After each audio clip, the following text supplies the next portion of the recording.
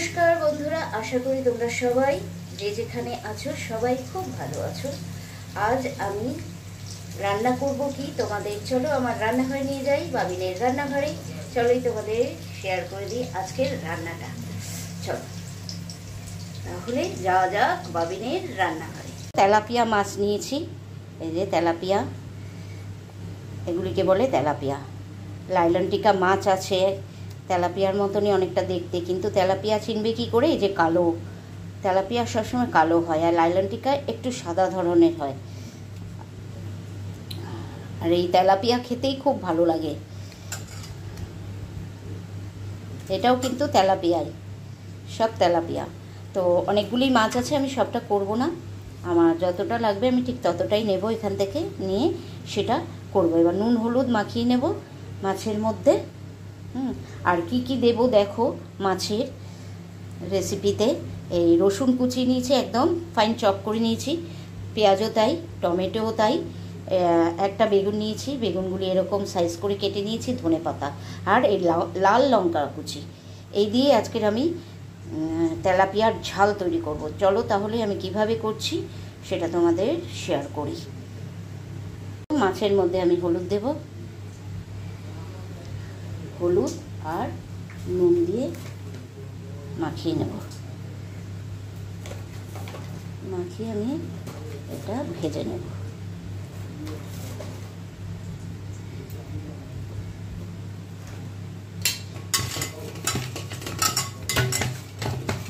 তেলটা গরম হয়ে গেছে, আমি এই তেলটা একটু নেব, চামচ করে অল্প তেল আমি এর মধ্যে দেব। তেল দিলে মাছটা ভাজতে সুবিধা হয় আর কড়াইয়ে লেগে যায় না, তেলটা দিয়ে যদি মাছটাকে মাখিয়ে নেওয়া হয়। গরম তেল, একটু তেল দিয়ে মাখিয়ে নিলাম মাছটা। এবার মাছটা আমি ভালো করে ভেজে নেব। মাছটা কিন্তু আমি একটু কড়া করেই ভেজেছি, বেশি কড়া না, যাতে ছিবড়ে না হয়ে যায় এমনভাবে ভেজেছি। একটু লাল হয়েছে, এইভাবেই মাছটা ভাজতে হবে, তাহলে খেতে কিন্তু দারুণ একটা স্বাদ হবে। আমি হালকা করে ভাজিনি মাছটা। চলো এই মাছটা ভাজা হয়ে গেছে, এবার আমি তুলে নেব। স্বাগত জানাই তোমাদের। দেখো আজকের আমি কি রান্না করতে চলেছি। এই যে তেলাপিয়া মাছ ভাজা হয়ে গেছে আর বেগুন ভেজে নিচ্ছি। তাহলে বেগুনটা ভাজা হয়ে যাক, তারপরের স্টেপটা আমি তোমাদের শেয়ার করব। টিয়া মাছের ঝাল করব, তো বেগুনটা আমার ভাজা হয়ে গেছে, দেখো হালকা লাল করে ভেজে নিয়েছি। এবার আমি তুলে নেব বেগুনটা তুলে নিই। আর 1 চামচ তেল আমি অ্যাড করেছিলাম, 1 চামচের থেকেও কম। আর এর মধ্যে দিয়ে দেবো আমি কালো জিরে ফোড়ন,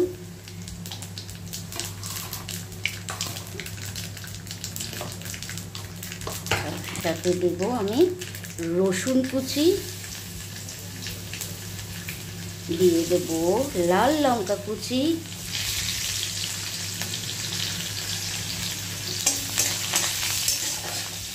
তারপর দিয়ে দেবো আমি পেঁয়াজ কুচি। একটা পেঁয়াজই আমি নিয়েছি, একটু বড় সাইজের পেঁয়াজ।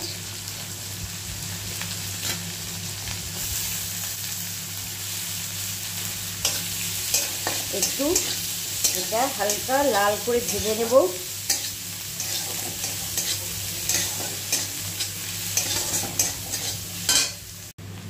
ভাজা হয়েছে, বেশ অনেকটাই ভেজে নিয়েছি আমি পেঁয়াজটা, দেখুন লাল করে ভাজা হয়ে গেছে। আর ভাজবো না, এর মধ্যে দেব আমি নুন, স্বাদ অনুযায়ী নুন দিতে হবে, স্বাদ অনুযায়ী লঙ্কার গুঁড়ো দিতে হবে, কারণ আমি একটু লঙ্কা কুচোনো দিয়েছি, তার জন্য যতটা যে যেরকম ঝাল খাবেন সেই অনুপাতে ঝালটা আপনারা অ্যাড করবেন। আর দেব হলুদ, দিয়ে দিলাম হলুদ, আর একটু লাগবে হলুদ। এরপর আমি দিয়ে দেবো টমেটোটা।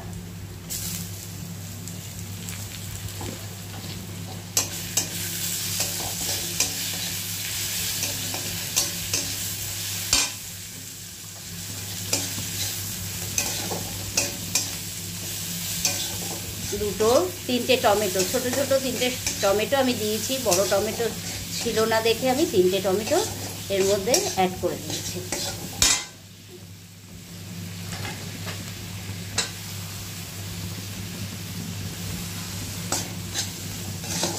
ভালো করে এবারে কষিয়ে নিতে হবে একদম মশলাটা টমেটোটার সাথে। আমি ফ্লেমটা কিন্তু একদম লো ফ্লেমে করছি। ফ্লেম বাড়িয়ে দিলে মশলাটা পুড়ে যাওয়ার চান্স থাকবে, এর জন্য আমি লো ফ্লেমেই মশলাটা কষিয়ে নেব।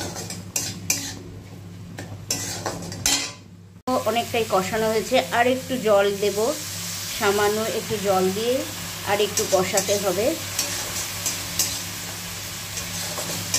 আর এই কষানোর মধ্যেই আমি সামান্য একটু ধনেপাতা দিয়ে দেব, সবটা দিইনি, কিছুটা দিয়েছি।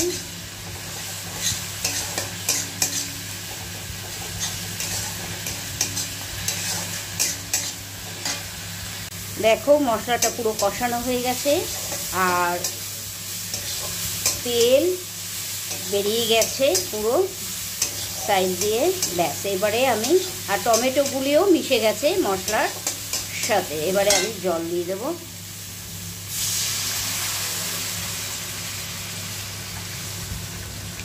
ব্যাস, বেশি জল নয়, সামান্যই জল। এটা ফুটুক, তারপরে আমি মাছ আর বেগুনটা অ্যাড করে দেব। দেখো মাছের ঝোলটা কিন্তু ফুটে গেছে। আর আমি 4-5টা কাঁচা লঙ্কা আমি ফাটাইনি, না ফাটিয়েই আমি দিচ্ছি। যার যেরকম ঝাল লাগবে সে সেরকমভাবে মাছের ঝোলের থেকে নিয়ে নেবে।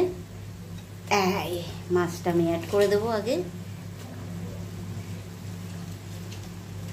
5টা মাছের করেছি, সেই অনুপাতেই কিন্তু মশলাটা আমি দিয়েছি।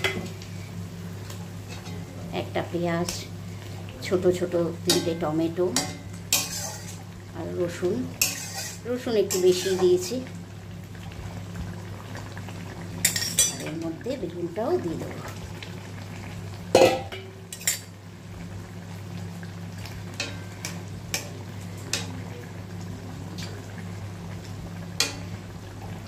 একটু লো ফ্লেম করে হতে দেবো, ঢেকে দেবো।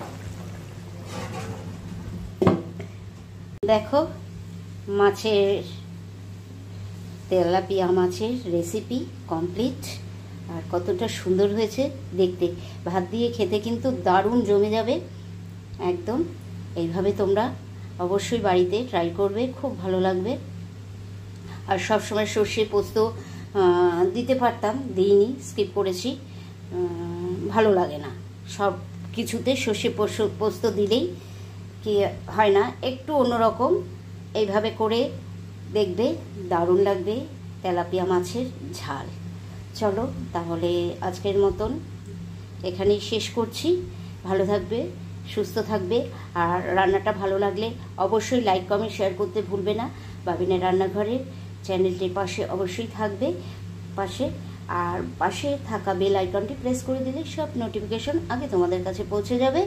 আর আবারও কোনো রেসিপি নিয়ে তোমাদের কাছে চলে আসবো, নতুন রেসিপি নিয়ে চলে আসবো বা ভ্লগ নিয়ে চলে আসবো। আজকের মতন এখানেই টাটা। চলো, সাবধানে থাকবে।